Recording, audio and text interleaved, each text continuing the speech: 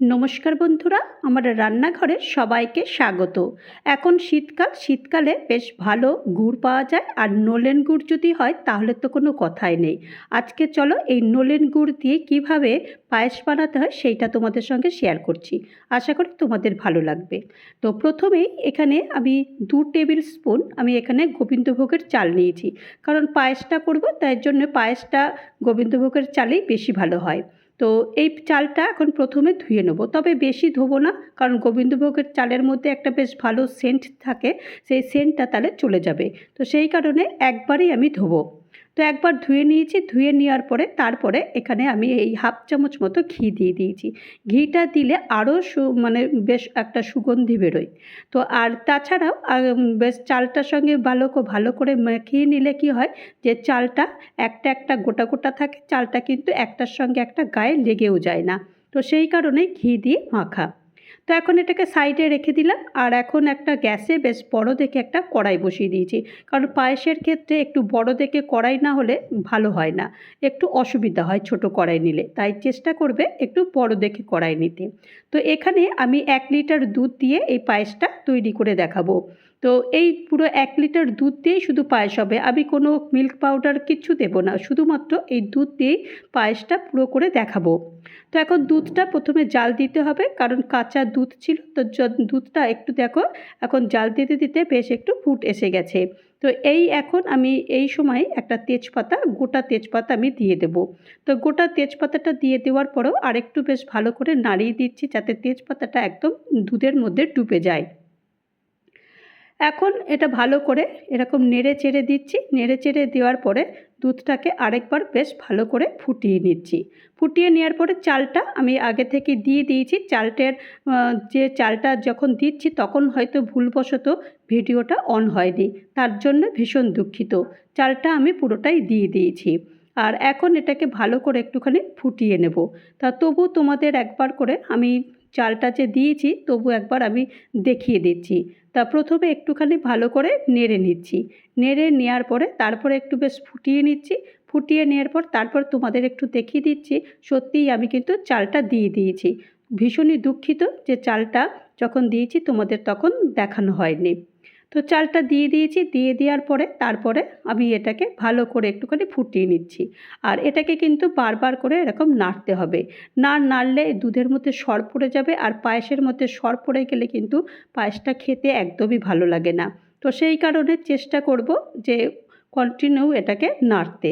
আর এই যে চারপাশটা একটু যে লেগে যাচ্ছে সেটাকেও একটুখানি ভালো করে এটাকে নেড়ে নেড়ে দুধটাকে একদম কিন্তু অল্প করে নেব। দেখো আস্তে আস্তে কিন্তু দুধের পরিমাণটা কিন্তু মানে অনেকটা কমে আসছে, আর চালটা একটু একটু করে সেদ্ধ হতে শুরু করে দিয়েছে। তো এইভাবেই এটাকে ভালো করে এরকম নাড়বো। দেখো এখন কিন্তু দেখেই বোঝা যাচ্ছে পরিমাণটা কিন্তু অনেকটা কম হয়ে গেছে। তো এখন আমি একটুখানি চালটা দেখে নেব যে ভাতটা সেদ্ধ হয়ে গেছে কিনা। তো এখন হাত দিয়ে একবার দেখে নিচ্ছি, একদম কিন্তু সেদ্ধ হয়ে গেছে। তো এই সময়টাতে আমি এখানে 50 গ্রাম মতো আমি খেজুরের গুড় নিয়েছি।